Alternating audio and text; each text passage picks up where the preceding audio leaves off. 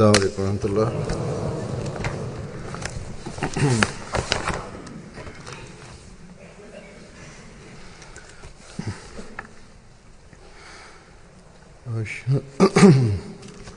أشهد أن لا إله إلا الله وحده لا شريك له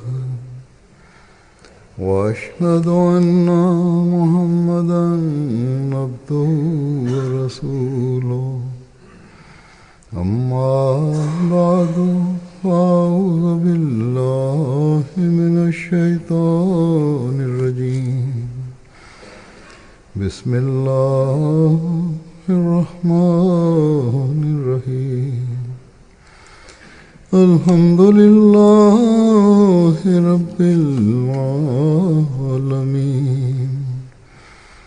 الرحمن الرحيم مالك يوم الدين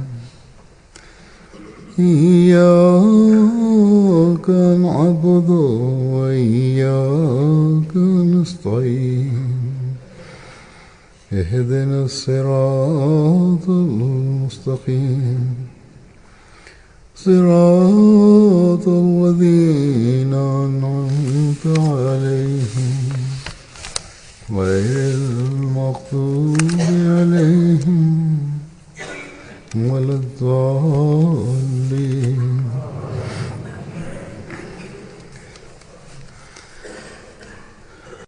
கடந்த ஹுத்பாவில் நோன்பு மற்றும் ரமலானின் நோக்கங்களை அல்லாஹ் விளக்கியுள்ளான். அது உள்ளங்களில் தக்வாவை உருவாக்குவதே ஆகும் என்று கூறியிருந்தேன். இது தொடர்பாக நான் ஹஜ்ரத் மஸீஹ் மவ்ஊத் அலைஹிஸ்ஸலாமுடைய சில மேற்கோள்களை விளக்கியிருந்தேன். அதனை பெறுவதற்கு என்ன வழி, அதனை நாம் எவ்வாறு கடைபிடிக்க வேண்டும் என்று கூறியிருந்தேன். ஹஜ்ரத் மஸீஹ் மவ்ஊத் அலைஹிஸ்ஸலாம் அதனை நமது உள்ளத்தில் அமர்த்துவதற்காக பல்வேறு இடங்களில் இதனை மேலும் விளக்கியுள்ளார்கள். நமது உள்ளத்தில் அதன் முக்கியத்துவம் நன்றாக ஊன்றுவதற்காக அன்னார் விளக்கினார்கள். நமது ஒவ்வொரு அமலிலும் நல்லொழுக்கத்திலும் அது வெளிப்படத் தொடங்குகிறது. தக்வா நம்மிடம் இல்லை என்றால் இறைவனின் திருப்தியை பெறத்தக்க எந்த நன்மையும் இருக்க முடியாது. தற்காலிக நன்மைகளை தற்காலிக எழுச்சியினால் ஒருவர் செய்தாலும் அதில் உண்மையாக தக்வா இருந்தால் மட்டுமே ஒரு முறைமை உருவாகும். ஹஜ்ரத் மஸீஹ் மவ்ஊத் அலைஹிஸ்ஸலாம் ஒரு மனிதன் இறை அச்சம் உள்ளவனாக இருப்பதற்கு அவன் இபாதத் செய்பவனாக இருந்தால் மட்டும் போதாது, அல்லது அல்லாஹ்வின் கடமைகளை நிறைவேற்றினால் மட்டும் போதாது, மாறாக இறை எச்சமுள்ளவர் என்போரின் நல்லொழுக்கத்தின் தரமும் உயர்ந்ததாக இருக்க வேண்டும் என்று விளக்கியவாறு கூறுகிறார்கள். அவர் தனது நல்லொழுக்கத்தின் மூலம் மற்றொரிடமும் தக்வாவின் தாக்கத்தை நிலைநாட்ட வேண்டும் என்று கூறுகின்றார்கள். இந்த வகையில் அன்னார் ஒரு இடத்தில் கூறுகிறார்கள், நல்லொழுக்கமே ஒருவர் சாலிஹாக இருப்பதற்கான அடையாளமாகும். மேலும் ஒரு மோமினின் நோக்கமாவது இஸ்லாமிய போதனையின் அழகை எப்போதும் வெளிப்படுத்துவதாக இருக்க வேண்டும். தக்வாவின்படி நடக்கும்போதுதான் உயர் நல்லொழுக்கத்தை வெளிப்படுத்துவது சாத்தியமாகும் என்பதை விளக்கியவாறு ஹஜ்ரத் மஸீஹ் மவ்ஊத் அலைஹிஸ்ஸலாம் கூறுகிறார்கள், தக்வாவிற்கு பல கிளைகள் உள்ளன. கர்வம், சுயநலம், விலக்கப்பட்ட பொருள்கள் ஆகியவற்றிலிருந்து விலகுதல், தீயொழுக்கம் தவிர்த்தல் ஆகியவையும் தக்வாவே ஆகும். ஒருவர் நல்லொழுக்கத்தை வெளிப்படுத்துகிறார் என்றால் அவரது எதிரியும் நண்பராகி விடுகிறார். அல்லாஹ் தஆலா கூறுகின்றான், யுத்ஃபா பில்லதி ஹிய அஹ்சன். கூறுகின்றார்கள், தீமைகளில் இருந்து தப்புவதும் ஒரு தக்வாவாகும், நல்லொழுக்கத்தை வெளிப்படுத்துவதும் ஒரு தக்வாவாகும். இதனால் பகைவன் கூட நண்பனாகி விடுகின்றான்.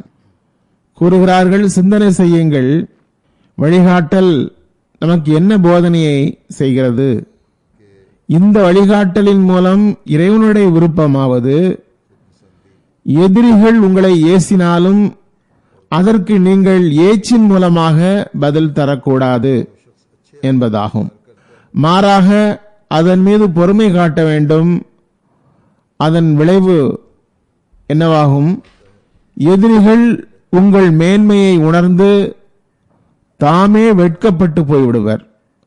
பழிவாங்கலின் மூலம் நீங்கள் என்ன தண்டனையை அவர்களுக்கு உங்களால் தர முடியுமோ அதனை விட இது சிறந்ததாகவே இருக்கும். கூறுகிறார்கள், இவ்வாறு ஒரு சாதாரண மனிதன் கொலை முயற்சி வரைதான் செல்ல முடியும். ஆனால் மனித நேயத்தின் எதிர்பார்ப்பு மற்றும் தக்வா என்பது இதுவல்ல. நல்லொழுக்கம் எத்தகைய செல்வம் என்றால் ஒரு தீய மனிதனிடம் கூட அதன் தாக்கத்தை ஏற்படுத்துகிறது.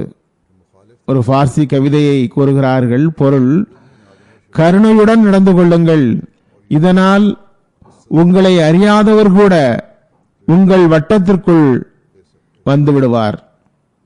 இதுவே அசல் விஷயமாகும். இதனை நாம் எப்போதும் கருத்தில் கொள்ள வேண்டும்.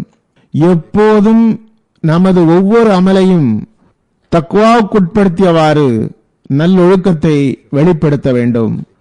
பிறகு இதனை மேலும் நல்லொழுக்கம் என்றால் என்ன, நல்லொழுக்கத்தை வெளிப்படுத்துவதன் நோக்கம் என்ன, நமக்கு முன் இந்த நல்லொழுக்கத்தின் முன்மாதிரி எது என்று விளக்கியவாறு கூறுகிறார்கள். முதலில் நல்லொழுக்கமே மனிதனை மனிதனாக்குகிறது. நல்லொழுக்கம் என்றால் வெறுமே மென்மையாக நடந்து கொள்ளுதல் என்று பொருள் அல்ல. மனிதனை மனிதனாக்குகிற நல்லொழுக்கம் என்பதன் பொருள் நீங்கள் மற்றவருடன் மென்மையாக நடந்து கொள்ளுங்கள் என்பது மட்டுமல்ல. கூறுகிறார்கள், ஹுலுக் மற்றும் ஹல்க் இரு சொற்கள் உள்ளன. அது ஒன்றுக்கொன்று தொடர்புள்ள பொருளை விளக்குகிறது. ஹல்க் என்பது வெளிப்படையான படைப்பை சுட்டிக்காட்டுகிறது. உதாரணமாக காது, மூக்கு, முடி வரை அனைத்தும் வெளிப்படையான படைப்புகளில் அடங்கும். ஹுல்க் என்பது மறைமுகமான படைப்பின் பெயராகும். அவ்வாறே மறைமுகமான ஆற்றல்களுள் மனிதனையும் மனிதன் அல்லாதவற்றையும் வித்தியாசப்படுத்தி காட்டுகின்றன. இவை அனைத்தும் ஹுல்கில் அடங்கும். எந்த அளவுக்கு என்றால் அறிவு, சிந்தனை போன்ற எல்லா ஆற்றல்களும் ஹுல்கில் அடங்கும். கூறுகிறார்கள், ஹுல்கால் மனிதன் தனது மனித தன்மையை சீர்படுத்திக் கொள்கின்றான். மனிதனது கடமைகள் இல்லை என்றால், நிர்ணயிக்கப்படவில்லை என்றால், பிறகு இவன் மனிதனா கழுதையா என்று பார்க்க வேண்டியிருக்கும். ஹொல்கில் குறைபாடு ஏற்படும் போதுதான் பிறகு வெறும் உருவமே அவரிடத்தில் மிஞ்சி இருக்கிறது. ஹொல்க் நன்றாக இல்லை என்றால், வித்தியாசம் இல்லை என்றால், பிறகு மனிதனாவதற்கு உயர் நல்லொழுக்கம் தேவை. அதில் பங்கம் ஏற்பட்டால் பிறகு வெளிப்படையான மனித உருவம் மட்டுமே எஞ்சும். அசல் மனித தன்மை தீர்ந்து போய்விடும். அன்னார் கூறுகிறார்கள், உதாரணமாக அறிவு கெட்டு போய்விட்டால் பைத்தியம் என்று அழைக்கப்படுகிறான். வெறும் வெளிப்படையான உருவத்தினால் மனிதன் என்று அழைக்கப்படுகிறான். மனிதன் என்று வெளிப்படையான உருவத்தை வைத்து கூறப்படுகின்றான். அவனோ பைத்தியமாக உள்ளான். சிறிதும் மனிதனிடம் இருக்க வேண்டிய அறிவு இல்லை, அதிலிருந்து விலகியுள்ளான். ஆக நல்லொழுக்கம் என்பதன் பொருள் இறைவனது திருப்தி ஆகும். இறை திருப்தி என்பதன் பொருள் என்ன? அது ரசூலுல்லாஹி ஸல்லல்லாஹு அலைஹி வஸல்லம் அவர்களுடைய வாழ்வின் நடைமுறையின் பௌதீக வெளிப்பாடாகும். நல்லொழுக்கம் அதுவே ஆகும். அதனை அல்லாஹ் விரும்புகிறான். அல்லாஹ் எதனை விரும்பினானோ அது ஹஜ்ரத் நபிகள் நாயகம் ஸல்லல்லாஹு அலைஹி வஸல்லம் உடைய வாழ்வில் தென்படுகிறது. அன்னாரிடம் ஒவ்வொரு கோணத்திலும் அது வெளிப்பட்டது. ஆக இறை திருப்தியை பெறுவது நமது நோக்கமாக இருக்க வேண்டும். நல்லொழுக்கம் என்பது இறைவனது திருப்தியை பெறும் வழிமுறையாகும். எனவே ஹஜ்ரத் ரசூலுல்லாஹி ஸல்லல்லாஹு அலைஹி வஸல்லம் உடைய வாழ்வின் செயல்முறைக்கு ஏற்ப ஒருவர் தமது வாழ்வை அமைக்க முயற்சிக்க வேண்டும். இதுவே அடிப்படை நல்லொழுக்கமாகும். இது ஆடிக்கொண்டிருந்தால் அதில் ஒரு கட்டடத்தை எழுப்ப இயலாது. நல்லொழுக்கம் என்பது ஒரு செங்கல்லின் மீது இன்னொரு செங்கல்லை வைப்பதாகும். ஒரு செங்கல் கோணலாகிவிட்டால் முழு சுவரும் கோணலாகிவிடும். ஒருவர் என்ன அழகாக கூறினார். பார்சி கவிதையின் பொருள், கட்டடம் எழுப்புபவர் முதல் கல்லை கோணலாக வைத்தால் பிறகு உருவாகிற கட்டடம் வானம் வரை கோணலாகவே செல்லும். பிறகு அன்னார் கூறுகிறார்கள், இதனை மிகவும் கவனத்துடன் கேட்க வேண்டும். பெரும்பாலான மக்களை நான் பார்த்துள்ளேன், கவனமாக ஆய்வு செய்துள்ளேன். சிலர் மிகவும் கொடை வள்ளலாக இருக்கிறார்கள், ஆனால் கூடவே மிகவும் கோபக்காரர்களாகவும் எளிதில் உணர்ச்சி வசப்படக்கூடியவர்களாகவும் இருக்கிறார்கள். உடனே கோபம் கொண்டு விடுகிறார்கள். சிலர் மென்மையானவர்களாக இருக்கிறார்கள், ஆனால் கருமிகளாக இருக்கிறார்கள். மிகவும் சகிப்புத்தன்மையும் மென்மையும் உடையவர்களாக இருந்தாலும் கருமித்தனம் கொண்டவர்களாக இருக்கிறார்கள். சிலர் கோபத்தில் மக்களை கம்புகளாலும் தடிகளாலும் அடித்து காயப்படுத்தி விடுகின்றார்கள். ஆனால் பணிவு மென்மை பெயருக்கும் இருப்பதில்லை. சிலரை பார்க்கிறோம், பணிவு மென்மை மிக மிக அதிகமாக அவர்களிடம் உள்ளது, ஆனால் வீரம் சுத்தமாக இருப்பதில்லை. கோபத்தில் இருப்பவரிடம் பணிவு அறவே இருப்பதில்லை. பணிவு எளிமை காட்டுபவராக இருந்தால் வீரத்தை காட்ட வேண்டிய இடத்திலும் கூட அந்த ஹொலுக்கு அங்கு முடிந்து போய் விடுகிறது.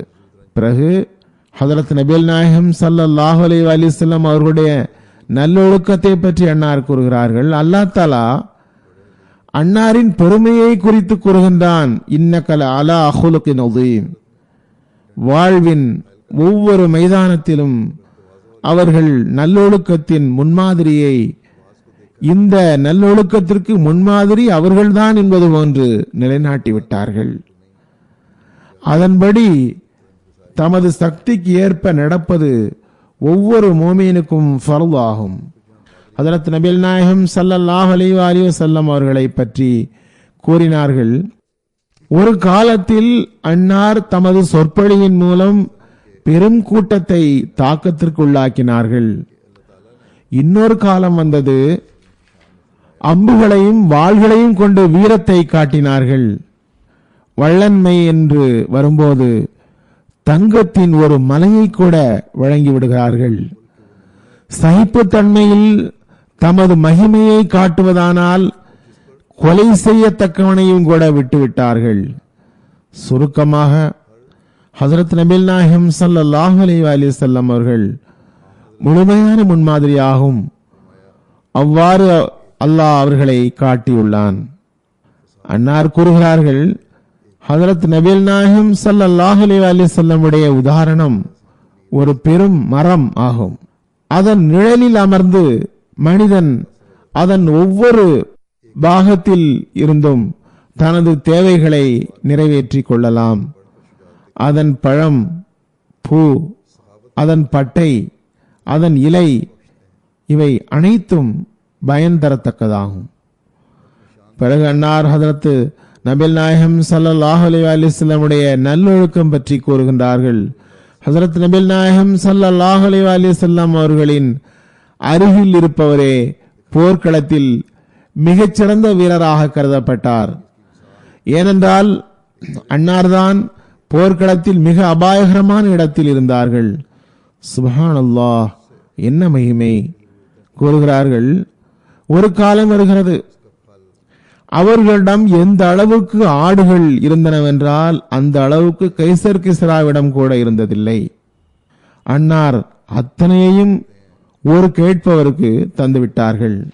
இது அன்னாரின் ஹுல்கின் வெளிப்பாடாகும். அவர்களிடம் இல்லை என்றால் எவ்வாறு கொடுப்பார்கள்? இது ஒரு வகை. அவர்களிடம் ஆட்சியின் கோணத்தை பார்ப்பதாயின் அன்னாரிடம் கொலை செய்யப்படத்தக்கவரை பழிவாங்கும் சக்தி இருந்தும் மன்னித்தார்கள். கடுமையிலும் கடுமையான தண்டனைகளை ஹதரத் நபிகள் நாயகம் ஸல்லல்லாஹு அலைஹி வஸல்லம் உடைய சஹாபிகளுக்கு, ஆண்களுக்கும் பெண்களுக்கும் அந்த எதிரிகள் தந்திருந்தனர்.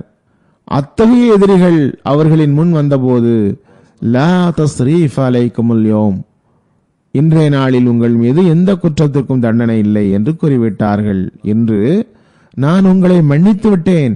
இத்தகைய சந்தர்ப்பங்கள் வரவில்லை என்றால் ஹுசூர் ஸல்லல்லாஹு அலைஹி வஸல்லமுடைய உயர் நல்லொழுக்கம் எப்படி வெளிப்பட்டிருக்கும்? அன்னார் கூறுகின்றார்கள், அன்னாரிடம் இல்லாத நல்லொழுக்கம் ஒன்றை கூறுங்கள், அன்னாரிடம் முழுமையாக இல்லாத ஒன்றை கூறுங்கள் பார்ப்போம். இதுவே அன்னாரின் முழுமையான முன்மாதிரியாகும். இந்த ரசூலை உங்களால் முடிந்தவரை முழுமையாக பின்பற்றுங்கள். அந்த முன்மாதிரியை பின்பற்ற முயற்சியும் உழைப்பும் செய்ய வேண்டியுள்ளது. அந்த முன்மாதிரிப்படி நாம் எவ்வாறு நடக்க முடியும் என்று கூறுவது போதுமானதல்ல. அல்லாஹுடைய ரசூலின் முன்மாதிரியோ மிக உயர்தரம் வாய்ந்தது. அல்லாஹ் கூறுகின்றான், நீங்கள் அதனை பின்பற்ற வேண்டும் என்று. அல்லாஹ் தஆலா அதனை நீங்கள் கடைபிடிக்குமாறு கட்டளையிட்டுள்ளான். அதற்காக முயற்சியும் உழைப்பும் செய்வது அவசியமாகும். இந்த வகையில் அதனை பற்றி விளக்கியவாறு அன்னார் கூறுகின்றார்கள், எதுவரை மனிதன் முயற்சி செய்வதில்லையோ, துஆவை பயன்படுத்துவதில்லையோ, அதுவரை உள்ளத்தில் படிந்துள்ள கரைகள் அகலுவதில்லை. கடுமை, இருள் போன்ற உள்ளத்தில் உருவான தடைகள் அகலுவதில்லை. முயற்சியும் துஆவும் அத்துடன் இணையாத வரை அகலுவதில்லை. முயற்சி, துஆ இரண்டும் இதற்கு தேவை. இந்த வகையில் அல்லாஹ் கூறுகின்றான், இன்னல்லாஹ லா யுகையிரு மா பி கௌமின் ஹத்தா யுகையிரு மா பி அன்ஃபுசிக்கும். சமுதாயம் தமக்கு ஏற்பட்ட துன்பங்களை அகற்றுவதற்கு முயற்சி செய்யாதவரை அல்லாஹ் அவர்களுக்கு வந்த துன்பத்தை அகற்றுவதில்லை. தைரியமும் துணிவும் கொள்ளாதவரை அவற்றை பயன்படுத்தாமல் எப்படி மாற்றம் ஏற்படும்? கூறுகின்றார்கள், இது அல்லாஹ் தஆலாவுடைய மாறாத சுன்னத்தாகும். அல்லாஹ் கூறுகின்றான், வலன் தஜித லி சுன்னத்தில்லாஹி தப்தீலா. ஆக நமது ஜமாஅத் இருக்கட்டும் அல்லது வேறு யாராகவும் இருக்கட்டும், நல்லொழுக்க மாற்றத்தை செய்வது என்பது முயற்சியும் உழைப்பும் செய்யாமல் சாத்தியமில்லை.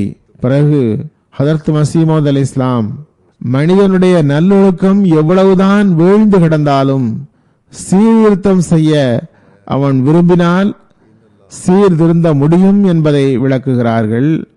அதற்காக முயற்சி செய்ய வேண்டியுள்ளது. அன்னார் இது குறித்து அறிஞர்களின் நிலைப்பாட்டை பற்றி கணிசமாக குறிப்பிட்டுள்ளார்கள். இதற்காக ஒரு உதாரணமும் கூறியுள்ளார்கள். அறிஞர்களிடம் நல்லொழுக்கத்தின் மாற்றத்திற்கும் இரு வழிகள் உள்ளன. மனிதன் நல்லொழுக்கத்தை தன்னிடத்திலே உருவாக்கிக் கொள்வதற்கு சக்தி படைத்தவன் என்று கருதுகிறார்கள். மனிதன் நல்லொழுக்கத்தை மாற்றிக் கொள்வதற்கு சக்தி படைத்தவன் என்று கருதுகிறார்கள். இன்னொரு வகையினர் அதற்கு மனிதனுக்கு சக்தி இல்லை என்று நம்புகிறார்கள். அசல் விஷயம் என்னவென்றால், அசட்டையையும் சோம்பலையும் விட்டுவிட்டால், கையையும் காலையும் அசைத்தால் மாற்றம் ஏற்பட முடியும். சோம்பல் காட்டாதீர்கள், முயற்சி செய்யுங்கள், நல்லொழுக்கம் சிறந்ததாக முடியும் கூறுகிறார்கள். இந்த இடத்தில் எனக்கு ஒரு சம்பவம் நினைவுக்கு வருகிறது.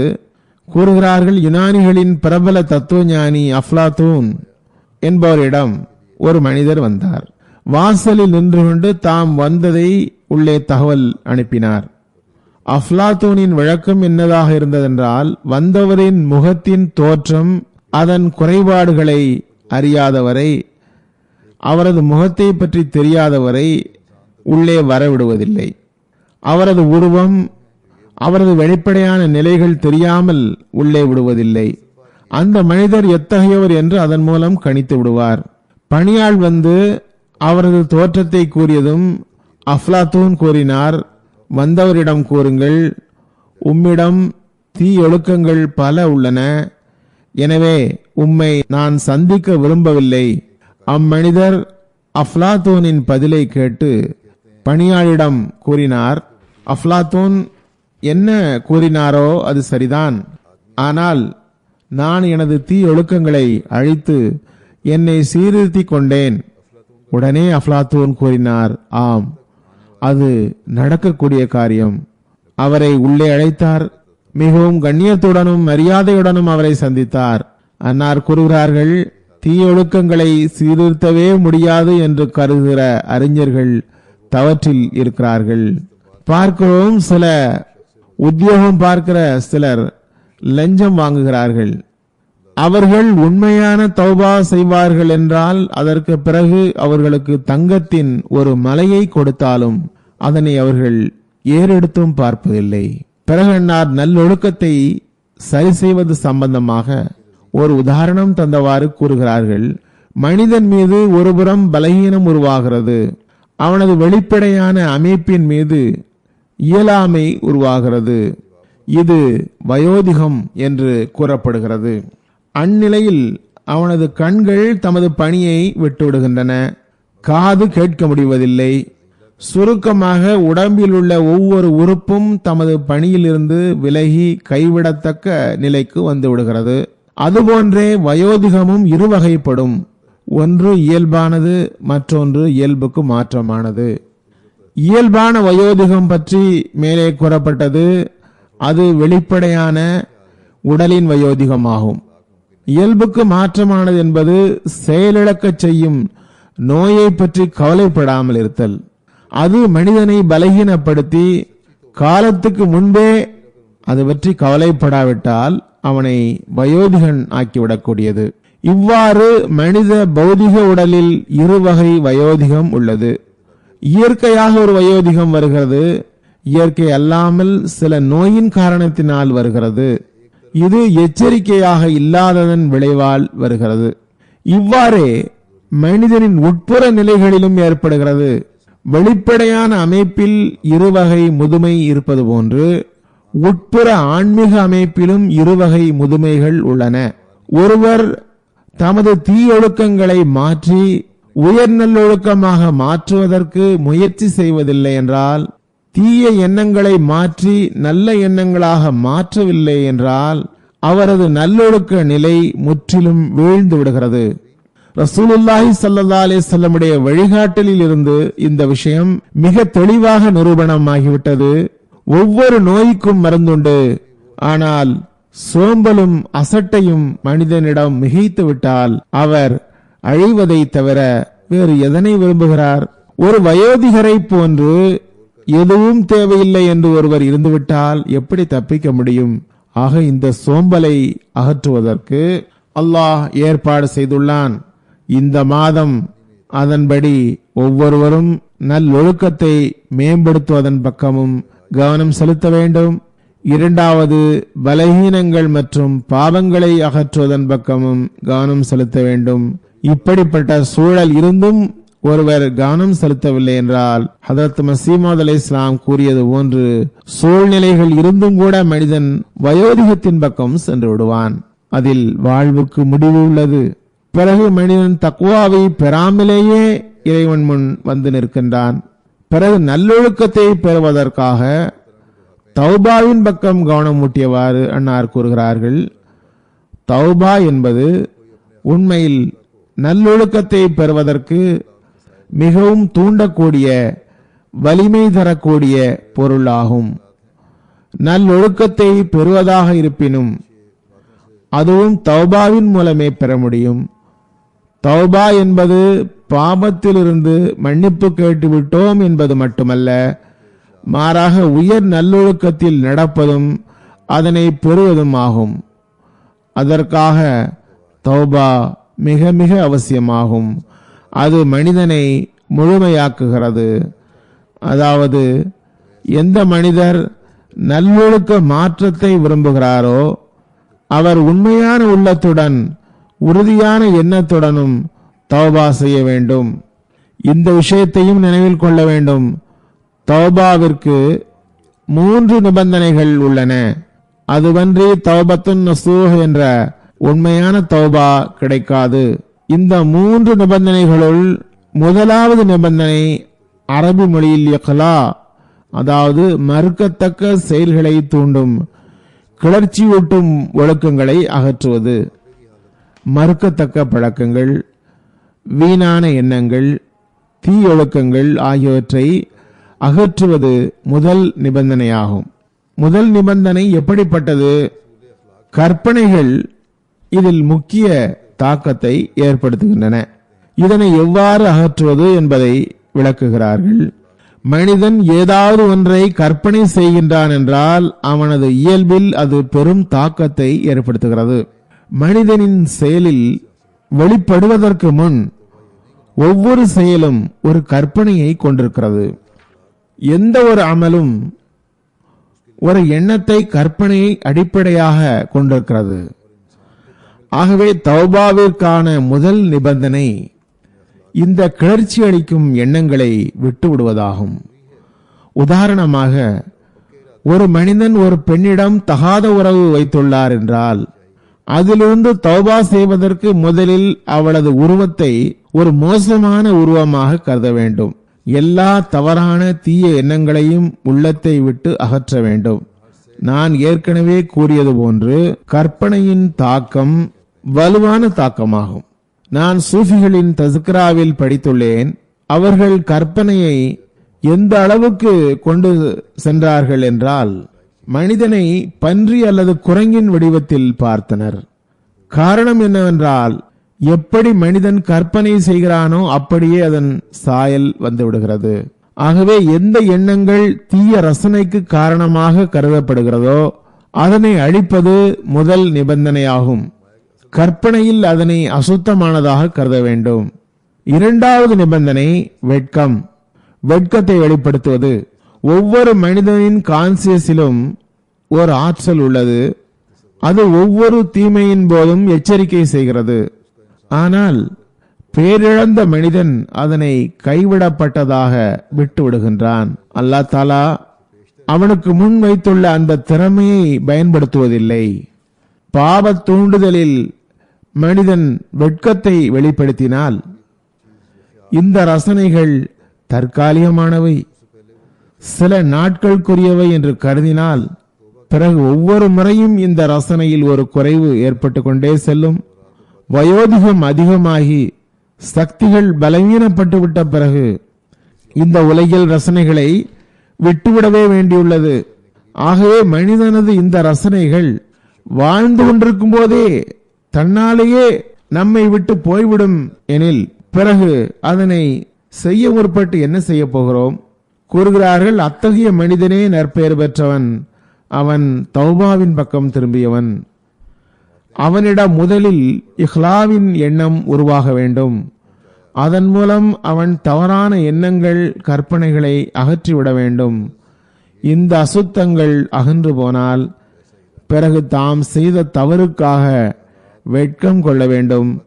பிறகு மூன்றாவது நிபந்தனை வருங்காலம் குறித்து உறுதியான எண்ணம் கொள்வது. இனிமேல் இந்த தீமையின் பக்கம் தாம் ஒருபோதும் திரும்ப போவதில்லை என்ற உறுதியான எண்ணம் கொள்ளுதல். ஆகவே அவன் இவ்வாறு உறுதி கொள்ளும் பொழுது இறைவன் அவருக்கு உண்மையான தௌபா செய்வதற்கு வாய்ப்பளிக்கிறான். எந்த அளவுக்கு என்றால் தீமை கண்டிப்பாக அவரிடமிருந்து அழிந்து அழகிய நல்லொழுக்கங்களும் புகழுக்குரிய செயல்களும் அவரிடம் உருவாகிவிடும். இது நல்லொழுக்கத்தின் மீது வெற்றியாகும். கூறுகின்றார்கள், இதன் மீது ஆற்றலையும் சக்தியையும் வழங்குவது அல்லாஹ்வுடைய பணியாகும். ஏனெனில் அவன் எல்லா சக்திகளுக்கும் ஆற்றல்களுக்கும் உரிமையாளன் ஆவான். அல்லாஹ் தஆலா கூறியது போன்று, அதாவது இன்னல் குவத்த லில்லாஹி ஜமீஆ, எல்லா ஆற்றல்களும் அல்லாஹ்வுக்கே உரியவை. மனிதன் பலகீனத்தை அடிப்படையாக கொண்டவன். ஹொலிகல் இன்சானு தைஃபா என்பதே அவனது உண்மை நிலையாகும். ஆகவே இறைவனிடமிருந்து ஆற்றலை பெறுவதற்கு மேற்கண்ட இந்த மூன்று நிபந்தனைகளையும் அமல் செய்தவாறு அசட்டையையும் சோம்பலையும் கைவிட வேண்டும். எப்போதும் அர்ப்பணித்தவாறு துஆ வேண்ட வேண்டும். அல்லாஹ் நல்லொழுக்க நிலைக்கு மாற்றுவான். பிறகு இந்த தீயொழுக்கங்கள் அகற்றுவதற்கு முயற்சி செய்து விடுபவருக்கு ஒரு வீரரின் உதாரணம் தந்தவாறு அன்னார் கூறுகிறார்கள், நமது ஜமாத்தில் பயில்வான்கள் உருவாக வேண்டும் என்பது நமது எதிர்பார்ப்பு அல்ல. நமக்கு பயில்வான்கள் வேண்டியில்லை. நமக்கு எத்தகைய ஆற்றல் உள்ளவர்கள் வேண்டுமென்றால் அவர்கள் நல்லொழுக்க மாற்றத்திற்காக முயற்சிப்பவர்களாக இருக்க வேண்டும். ஒரு மலையை அதன் இடத்திலிருந்து அகற்றுபவர் ஆற்றல் உள்ளவர் அல்ல.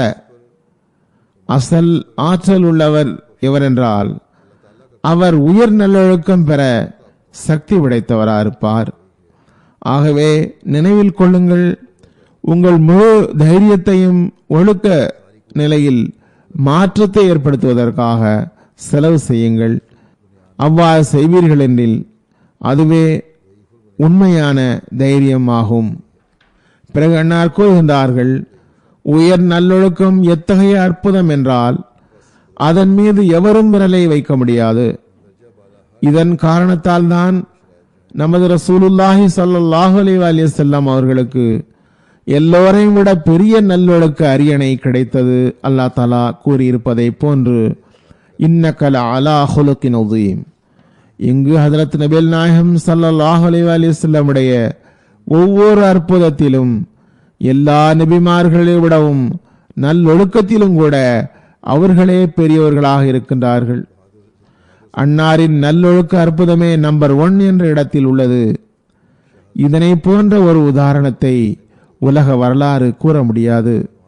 அன்னார் கூறுகின்றார்கள், நான் கருதுகிறேன் தமது தீயொழுக்கங்களை விட்டுவிட்டு தீய வழக்கங்களை விட்டுவிட்டு அழகிய நல்லொழுக்கங்களை எடுத்துக்கொண்டார் என்றால் அவருக்கு அதுவே கராமத் அற்புதம் ஆகும்.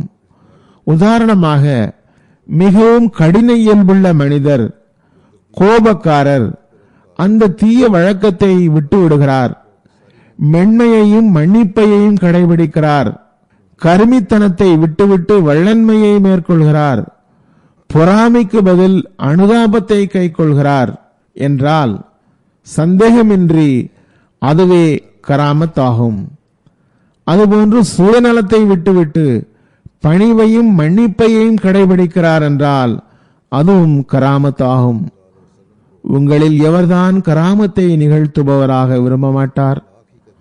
ஒவ்வொருவரும் விரும்புவார் என்பதை நான் அறிகிறேன். ஆகவே இது ஒரு அற்புதம் மற்றும் உயிருள்ள கராமத்தாகும்.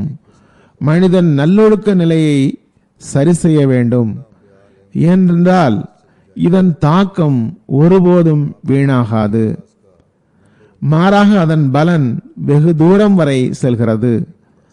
கூறுகிறார்கள், முஃமின் என்பவர் படைப்பு மற்றும் படைப்பாளன் இருவரின் பார்வையிலும் கராமத் உடையவர் ஆகிவிட வேண்டும்.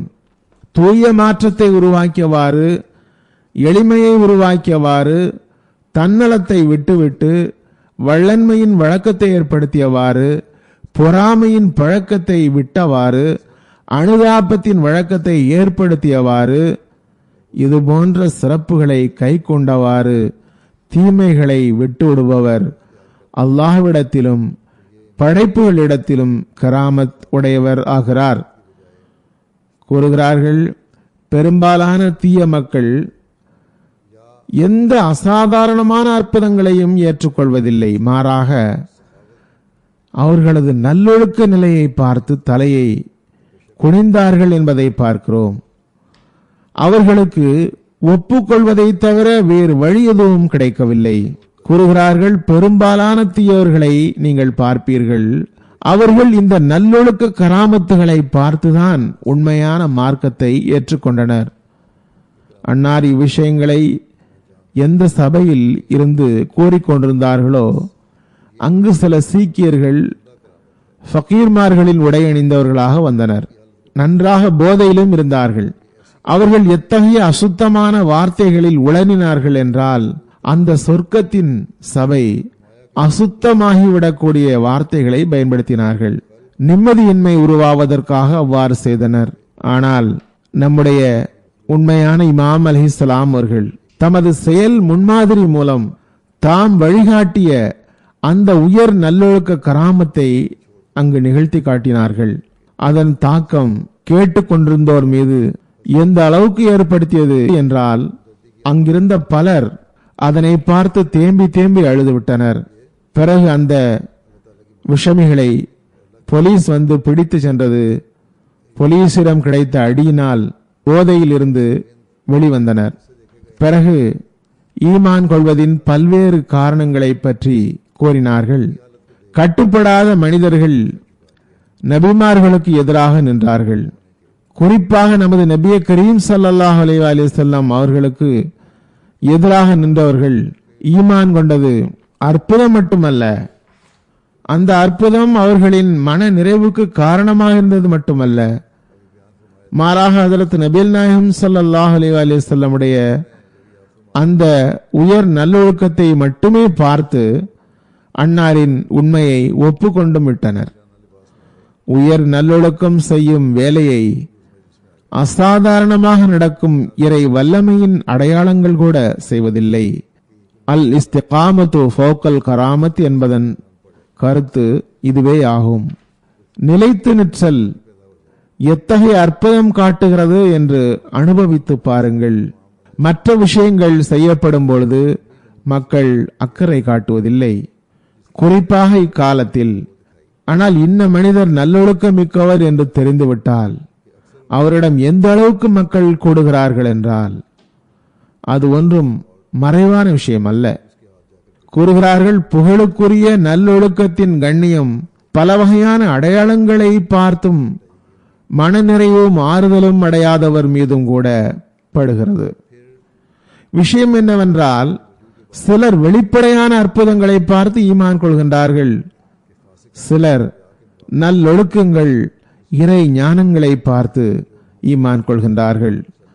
ஆனால் பெரும்பாலானவர்கள் எப்படி இருக்கின்றார்கள் என்றால், உயர் நல்லொழுக்கமே அவர்களின் மன நிறைவுக்கு காரணமாக அமைகின்றது.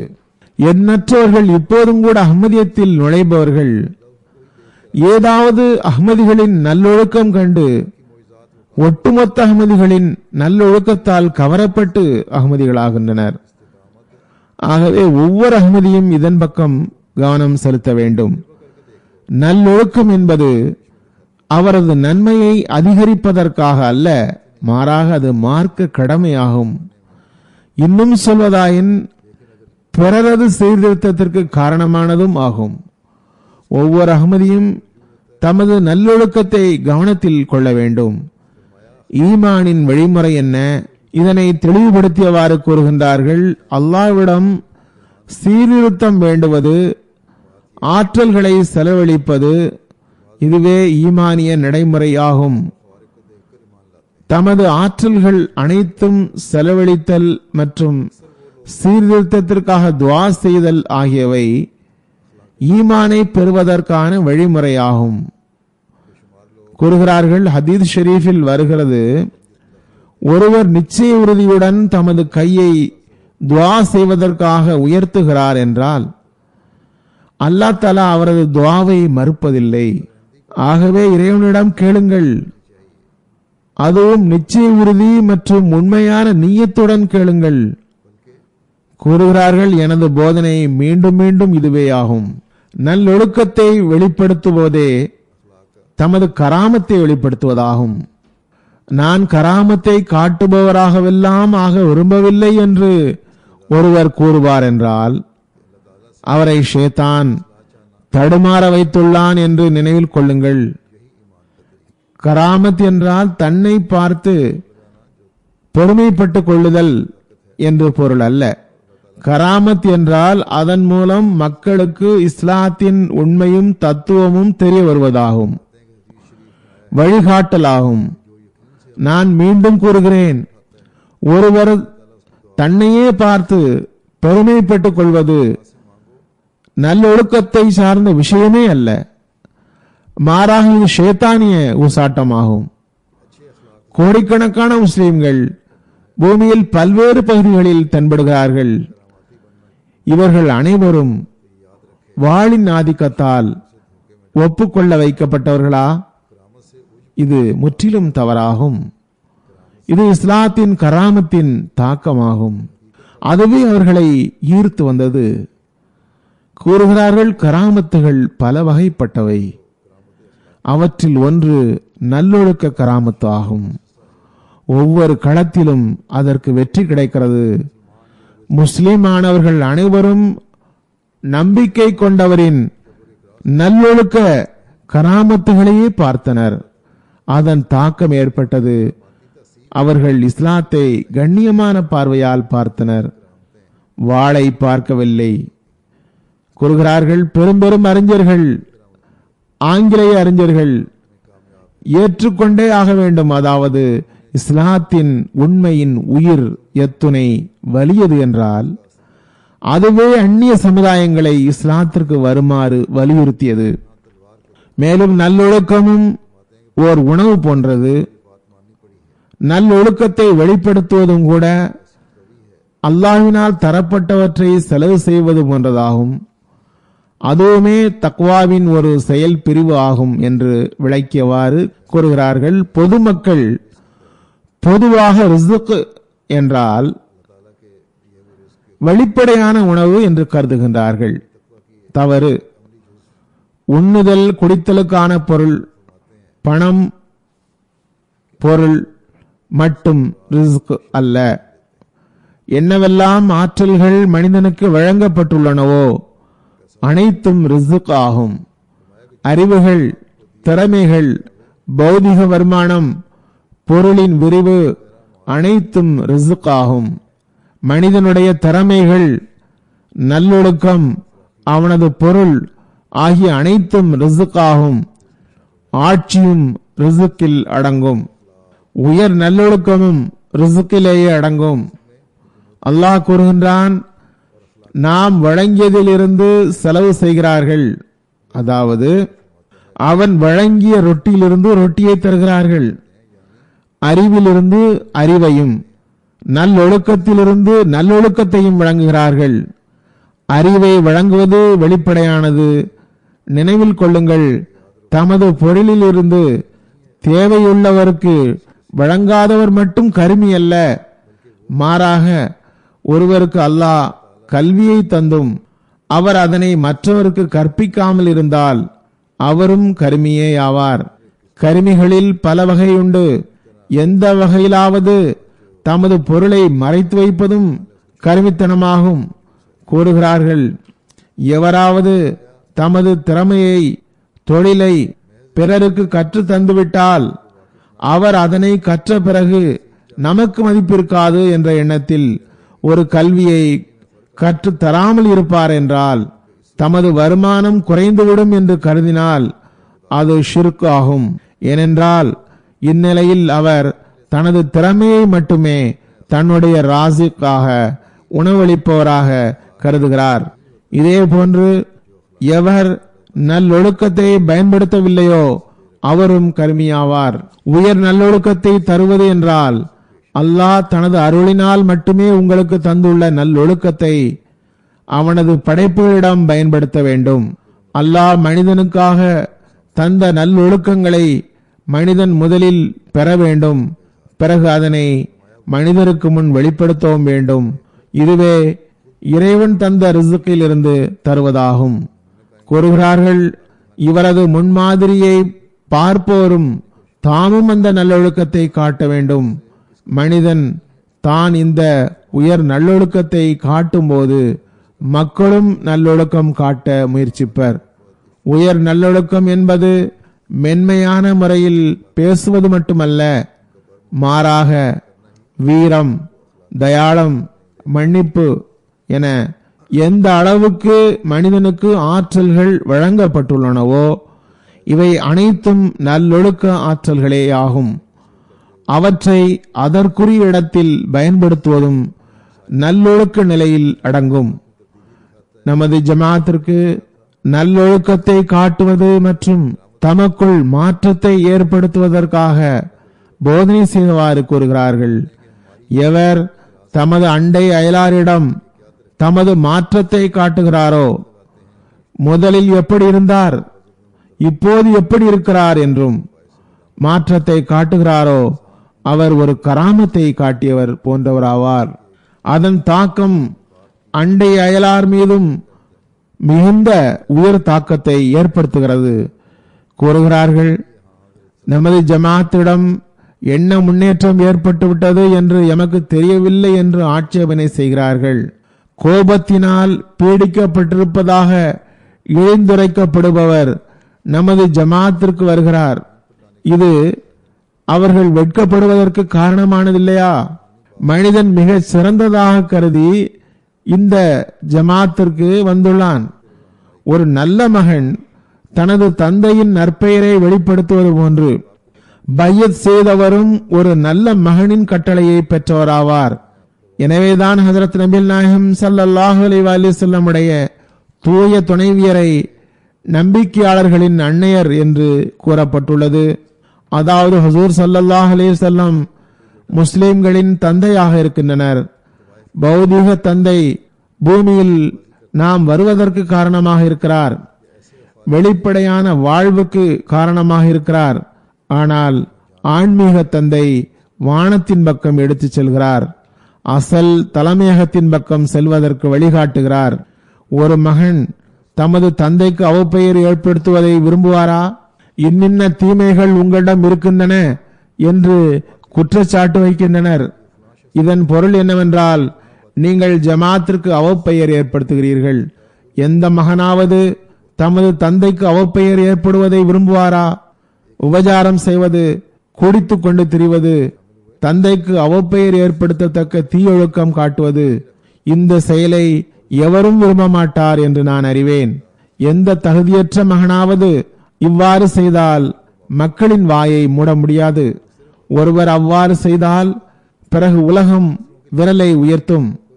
மக்கள் அவரது தந்தையாரை குறிப்பிட்டு இன்னாரின் மகன் இந்த தீய செயலை செய்கிறான் என்று கூறுவார்கள். ஆகவே அந்த தகுதியற்ற மகன் தானே தனது தந்தையின் அவப்பெயருக்கு காரணமாக அமைவான். இவ்வாறு ஒரு மனிதர் ஓர் இயக்கத்தில் நுழைகிறார். இந்த இயக்கத்தின் கண்ணியத்தை கவனத்தில் கொள்ளவில்லை, அதற்கு மாற்றமாக நடக்கிறார் என்றால் அல்லாஹ்விடத்தில் அவர் தண்டனைக்குரியவராவார். அவர் தம்மை மட்டும் அழித்துக் கொள்ளவில்லை, மாறாக மற்றோருக்கும் கூட தீய முன்மாதிரி காட்டி அவர்களையும் நற்பேறு மற்றும் நேர்வழியிலிருந்து விலக்கி விடுகிறார். கூறுகிறார்கள், எனவே உங்கள் சக்தி உள்ள அளவுக்கு இறைவனிடம் உதவி கேளுங்கள். உங்கள் முழு ஆற்றல் மற்றும் தைரியத்துடன் பலகீனங்களை அகற்ற முயற்சி செய்யுங்கள். எளிமையுடன் அவனிடத்தில் வரும் அதே வேளையில் உண்மை மற்றும் நிச்சய உறுதியுடன் கையை உயர்த்துங்கள். ஏனெனில் இறை அச்சத்துடன் உயர்த்தப்பட்ட கைகள் உண்மை மற்றும் நிச்சய உறுதியின் தூண்டுதலினால் எழுந்துள்ளதென்றால் அதனை வெறுமையாக அல்லாஹ் அனுப்புவதில்லை. கூறுகிறார்கள், நான் எனது அனுபவத்தில் கூறுகிறேன், நமது ஆயிரக்கணக்கான துவாக்கள் ஒப்புக்கொள்ளப்பட்டுள்ளன, ஒப்புக்கொள்ளப்பட்டு கொண்டிருக்கின்றன. கூறுகிறார்கள், உறுதியான விஷயமாவது, ஒருவர் தமது இனத்திற்காக அனுதாபத்தின் எழுச்சியை பெறவில்லை என்றால் அவரும் கருமியாவார். நன்மையும் நலனுமே உள்ள ஒரு வழியை கண்டால் அதனை மக்களை கூவி கூவி அழைத்து கூறுவது என் மீது கடமையாகும். நாம் சொல்வதை ஒருவர் செயல்படுத்துகிறாரா இல்லையா என்பதை பொருட்படுத்தக்கூடாது. ஆக நாம் ஒவ்வொரு அமலின் மூலமாகவும் அவர்களின் பயத்தில் வந்ததன் மூலம் தூய மாற்றத்தை உருவாக்கியதை நிரூபித்து காட்ட வேண்டும். பிறகு மக்களுக்கு அதனை கூறவும் வேண்டும். இதுவே தப்லீகின் வழிமுறையாகும். அல்லாஹ் தஆலா நம்மை தக்வாவின்படி நடந்து நமது நல்லொழுக்கத்தில் மாற்றத்தை உருவாக்கியவாறு ஹஜரத் நபிகள் நாயகம் ஸல்லல்லாஹு அலைஹி வஸல்லம் உடைய அழகிய முன்மாதிரியை முன்னிறுத்தவும் எப்போதும் உயர் நல்லொழுக்கத்தை வெளிப்படுத்தவும் வாய்ப்பு தருவானாக. ஹஜரத் மஸீஹ் மவ்ஊத் அலைஹிஸ்ஸலாம் உடைய விருப்பத்திற்கு ஏற்ப வாழ்வை கழிப்பவர் ஆவோமாக. தொழுகைக்கு பிறகு நான் 2 காயிப் ஜனாசா தொழுவிப்பேன். ஒன்று கண்ணியத்திற்குரிய லுத்ஃபுர் ரஹ்மான் மஹமூத் சாப், அமெரிக்காவை சார்ந்தவர். இவர் மியா அத்தாவுர் ரஹ்மான் சாவுடைய மகனாவார். 27 மே 2017 இவர் வஃபாத் ஆகியுள்ளார்கள். இன்னா லில்லாஹி வ இன்னா இலைஹி ராஜிஊன். இவர் பேராவை சார்ந்தவர். மியா கரூமுத்தீன் சாப் ஹஜரத் மஸீஹ் மவ்ஊத் அலைஹிஸ்ஸலாமுடைய சஹாபி. அவர்கள் இவரது தந்தை வழி பாட்டனார் ஆவார்கள். இவர் 1894 பையத் செய்திருந்தார்கள். இவரது மனைவி தாலியா பீவி, இஸ்லாமுடைய இந்த சஹாபியுடைய மனைவி தாலியா பீவி தமது கணவருடன் சேர்ந்து பையத் செய்திருந்தார். அதாவது இவருடைய தந்தை வழி பாட்டி. ஆனால் உறுதியான ஈமான் கொள்ளவில்லை. தாலியா பீவி ஒரு கனவு கண்டார்கள், அது அவரது பெயர். அவரது கனவை கேட்டுவிட்டு ஹதரத் மஸீஹ் மவ்ஊத் அலைஹிஸ்ஸலாம் கூறினார்கள், எந்த பெண்ணுக்கு இந்த கனவு வந்துள்ளதோ அவருக்கு என் மீது முழுமையான நிச்சய உறுதி இல்லை. இந்த கனவிலிருந்து வெளிப்படுவது இதுதான், அதாவது ஹதரத் மஸீஹ் மவ்ஊத் அலைஹிஸ்ஸலாமுடைய வருகை மீது நிச்சய உறுதி இல்லை. அவர் முழுமையான நிச்சய உறுதி கொண்டால் அல்லாஹ் தஆலா அவருக்கு ஒரு மகனை வழங்குவான். இவர் காதியானுக்கு ஹதரத் மஸீஹ் மவ்ஊத் அலைஹிஸ்ஸலாமுடைய கையில் பையத் செய்வதற்காக சென்ற பிறகு அல்லாஹ் அவருக்கு ஒரு மகனை வழங்கினான். அந்த பையனுக்கு இவர் அத்தாவுர் ரஹ்மான் என்று ஹதரத் மஸீஹ் மவ்ஊத் அலைஹிஸ்ஸலாம் பெயர் வைத்தார்கள். இவர்தான் இந்த லுத்ஃபுர் ரஹ்மான் சாஹிபுடைய தந்தை ஆவார்.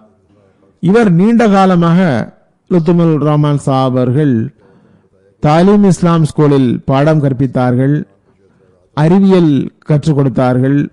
நானும் ஸ்கூலில் இவரது மாணவர்களுள் ஒருவனாவேன். மியா அத்தாவுர் ரஹ்மான் சாஹிபுடைய பெரிய மகன் ஹுத்தாமுல் அஹ்மதியா பாகிஸ்தானுடைய தலைமையக முஹத்தமீமாக பணியாற்றினார். அல்மினார் காலித் பத்திரிகைகளின் எடிட்டராக இருந்தார். பிறகு சிராலியோன் சென்று விட்டார். ஜமாத் ஸ்கூலில் பணியாற்றினார். நீண்ட காலமாக சிராலியோனில் இருந்தார். பிறகு அங்கிருந்து ஓய்வு பெற்ற பிறகு அமெரிக்கா போய்விட்டார். சொற்பொழிவு மற்றும் எழுத்து இரு திறமைகளும் இருந்தன. இவரது கட்டுரைகள் பெரும்பாலும் அல்-ஃபஸலில் வெளிவந்துள்ளன. மஹமூத் முஜீப் சாப் கூறுகிறார், ஒரு முறை பாகிஸ்தான் வந்திருந்தார். ஹிலாஃபத் நூலகத்தில் ஒரு சான்றை தேடிக்கொண்டிருந்தார். அமெரிக்கா பத்திரிகைகளில் இஸ்லாத்தின் மீதும் திருக்குரானின் மீதும் ஆட்சேபனைகள் எழுதப்படுகின்றன. ஆதாரபூர்வமான பதில் தயாரித்து அனுப்புகிறேன். பெரும்பாலும் பத்திரிகைக்காரர்கள் எனது கட்டுரையை வெளியிட்டு விடுகிறார்கள் என்று மஹமூத் லுத்ஃப் சாப் கூறினார். இதற்காக நான் ஹிலாஃபத் லைப்ரரியில் சான்றுகளை தேடுகிறேன் என்றார். அத்தாவுல் மஜீத் ராஷி சாப் எழுதுகிறார்கள், நல்ல பரந்த விரிவான வாசிக்கும் பழக்கம் அவருக்கு இருந்தது. மார்க்க விவகாரங்களில் ஆழிய கண்ணோட்டம் உள்ளவர். உருது ஆங்கிலம் இரண்டிலும் நல்ல நிபுணத்துவம் உள்ளவர். உருதுவில் நிறைய ஆய்வு செய்துள்ளார். நிறைய பொது அறிவு கட்டுரைகளை சிறப்பான ஞானத்துடன் எழுதியுள்ளார். அறிவுபூர்வமான விஷயங்களை திரட்டுவதில் மிகுந்த ஆர்வம் உள்ளவராக இருந்தார். இயக்கத்தின் படைப்புகளை எப்போதும் வாசிப்பவராக இருந்தார். நிறைய நண்பர்கள் இருந்தனர். ஹலீல் முபஷிர் சாப் என்ற சிராலியோனின் பொறுப்பு பிரச்சாரகரும் அமீராகவும் இருந்துள்ளார். அவர் எழுதுகிறார், 20 வருடங்களை விட அதிக காலம் நாங்கள் ஒன்றாக கழித்துள்ளோம். மிக நெருக்கமாக இவரை பார்க்கும் வாய்ப்பு பெற்றுள்ளேன். தனிச்சிறப்பு உள்ள ஒரு மனிதராக இருந்தார். எளிமை உள்ளவர், பழகுவதற்கு இனியவர், தன்னலமற்றவர். அவரது எளிமையை விளக்க என்னிடம் வார்த்தை இல்லை என்று கூறுகிறார். இவை மிகைப்படுத்தப்பட்ட வார்த்தைகள் அல்ல. உண்மையிலேயே இவர் இத்தகையவராவார். அல்லாஹ் தஆலா இவருக்கு எழுத்திலும் சொற்பொழிவிலும் நல்ல ஆற்றலை வழங்கியிருந்தான். பிறகு அஹ்மதியா ஸ்கூலில் ஆசிரியராக இருந்தார். பிறகு பிரின்சிபல் ஆனார். மிக நல்ல முறையில் எல்லா ஜமாத்தின் அமைப்பின் வேலைகளையும் செய்துள்ளார். தொழுகைகளை உள்ளச்சத்துடன் தொழுபவர். அல்லாஹ் தஆலா உடைய நிஅமத்துகளுக்கு நன்றி செலுத்துபவர். சந்தாவை முறைப்படி வழங்குபவர். சதகா ஹைராத்துகள் செய்பவர். நிதி திட்டங்களில் சுறுசுறுப்பாக பங்கு பெற்றுபவர். ஹிலாஃபத்தின் மீது மிகவும் பற்றும் நேசமும் கொண்ட தொடர்பு அவருக்கு இருந்தது. ஹதரத் 4வது ஹலீஃபத்துல் மஸீஹ் அவர்கள் 1988 சிராலியோன் சென்றபோது அன்னாருக்கு மதிக்கத்தக்க தொண்டுகள் ஆற்றும் வாய்ப்பு பெற்றிருந்தார். ஹுசூரிடம் அவர் காட்டிய மரியாதை மற்றவரும் மதிக்கத்தக்க முன்மாதிரியாக இருந்தது என்று கூறுகிறார்கள்.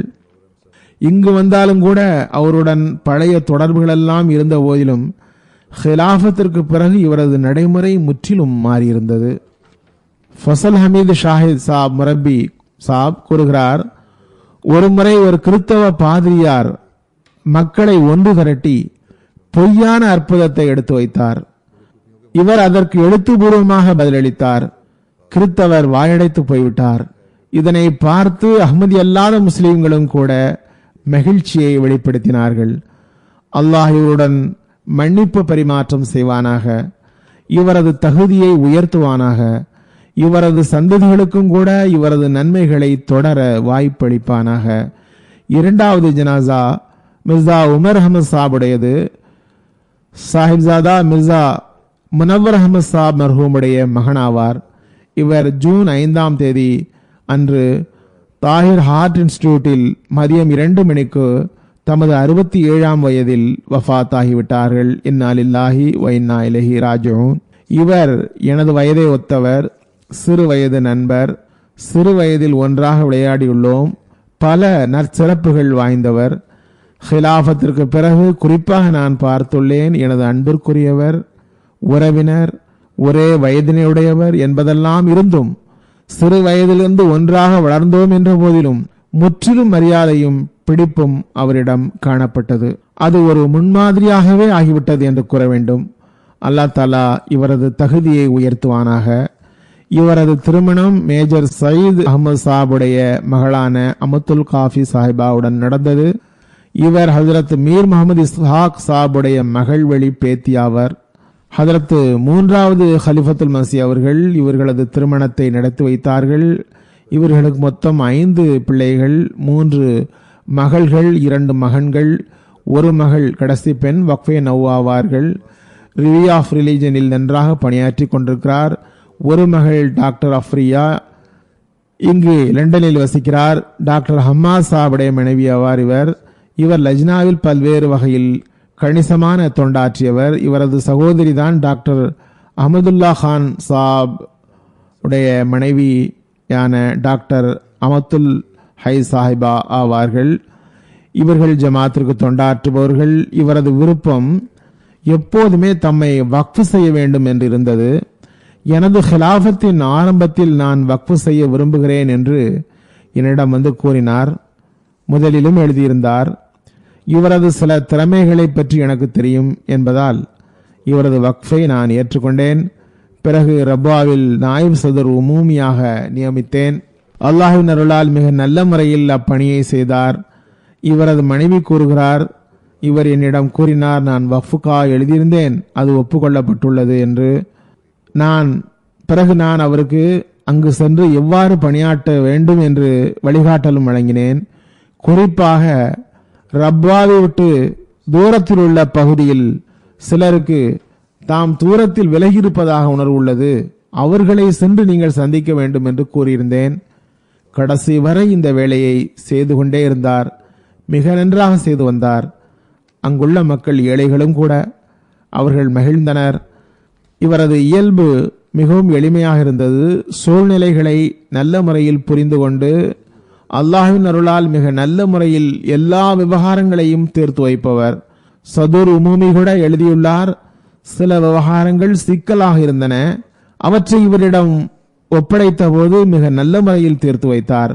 இவரது பேச்சை கேட்டு இரு தரப்பும் திருப்தியும் அடைந்தனர்.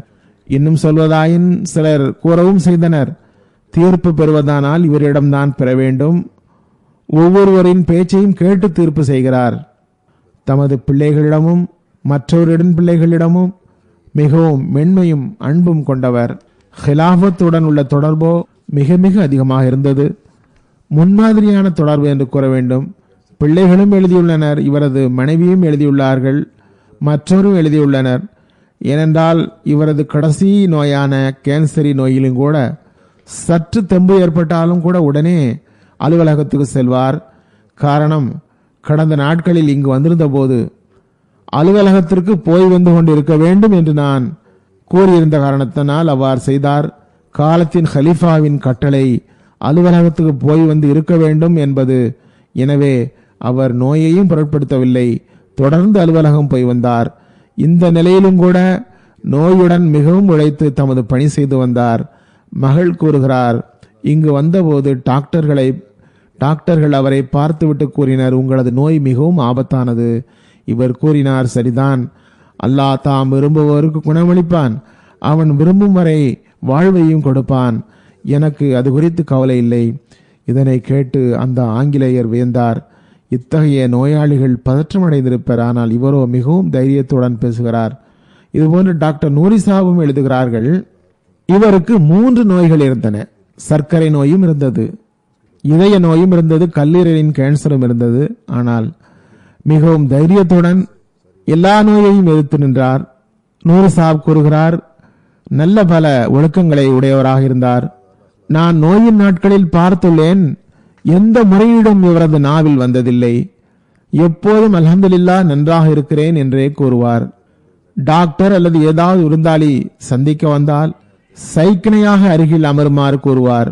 கமர் சுலைமான் சாப் கூறுகிறார், ஹதரத் 4வது ஹலீஃபத்துல் மஸீஹ் வஃபாத் ஆன போது நான் லண்டன் வந்தபோது இவர் ஒரு ஒட்டப்பட்ட கவரை தந்தார். அதில் எழுதப்பட்டிருந்தது 5வது ஹலீஃபத்துல் மஸீஹ் அவர்களுக்கு. பிறகு என்னிடம் கூறினார், இது எனது பையத் கடிதம், 5வது ஹலீஃபாவாக யார் தேர்ந்தெடுக்கப்படுகிறார்களோ அவர்களிடம் இந்த கடிதத்தை தரவும், ஹிலாஃபத் அமைப்பு தொடரும், அது உண்மையானது என்ற உறுதி அவரிடம் இருந்தது. சதுர் உமூமி சாஹிப் எழுதியுள்ளார், மிகவும் பல சிறப்புகளை உடையவர். எந்த பணியை கொடுத்தாலும் அதனை செய்து முடித்து ரிப்போர்ட் தராமல் மூச்சு விட மாட்டார். அதுபோன்று இன்னும் நிறைய பேர் கடிதம் எழுதியுள்ளார்கள். இவரது பணிவு, எளிமை, அன்புடன் நடந்து கொள்வது, ஹிலாஃபத்துடன் சிறப்பு தொடர்பு பற்றி எல்லோருமே எழுதியுள்ளார்கள். அல்லாஹ் தஆலா இவரது தகுதியை உயர்த்துவானாக. இவரது பிள்ளைகளுக்கும் இவரது நன்மைகளை தொடரவும் ஹிலாஃபத்துடன் தொடர்புடன் இருக்கவும் வாய்ப்பளிப்பானாக.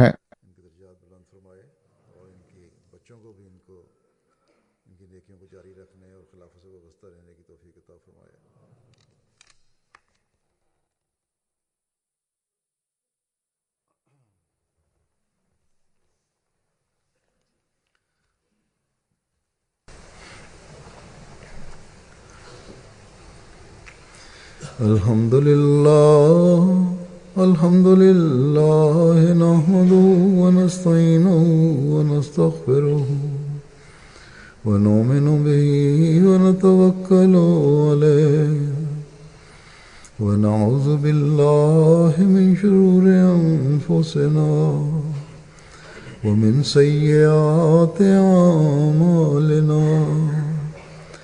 من يهده الله فلا مضل له ومن يضلل فلا هادي له ونشهد أن لا إله إلا الله ونشهد أن محمدا عبده ورسوله. عباد الله رحمكم الله، إن الله يأمر بالعدل والإحسان وإيتاء ذي القربى وينهى عن الفحشاء والمنكر والبغي يعظكم لعلكم تذكرون. اذكروا الله يذكركم وادعوه يستجب لكم ولذكر الله أكبر.